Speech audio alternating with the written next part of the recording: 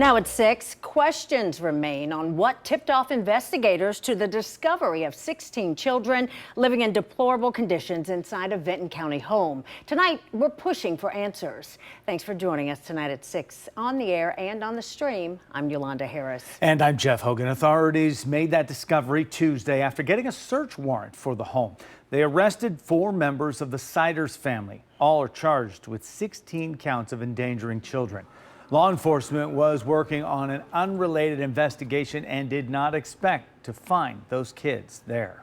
Well, we have live team coverage tonight. We're going to start with 10 TV's Carla Rogner. And she is live in Vinton County right now. Carla, what are you learning tonight?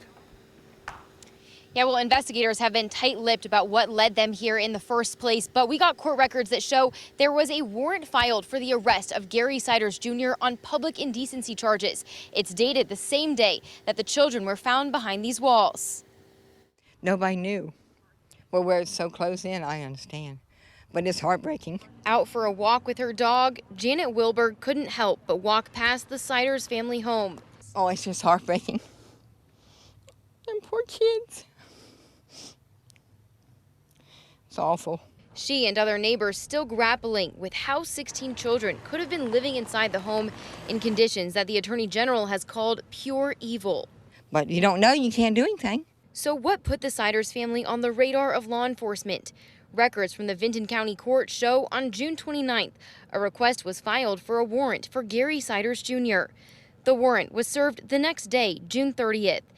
It lists 4 public indecency charges for incidents at the Omer Street home on May 23rd, May 27th, May 29th, and May 31st. It's unclear if this is what led investigators to the House of Horror. So far, they've only revealed a parallel investigation was underway at the time of the discovery. But regardless of how it happened, neighbors are just glad the children are now free. They come on an unrelated charge, unrelated incident, and then they stumbled upon the kids. I'm just glad they found them, because they said in 24 hours they could have been dead. Yeah, we stopped by the Vinton County Sheriff's Office today to try to get a copy of those incident reports from the incidents with Gary Siders Jr. back in May. We're still waiting on those. In the meantime, the 4 Siders family members are all still in jail on a $300,000 bond. Reporting live in Vinton County, Carla Rogner, 10 TV News.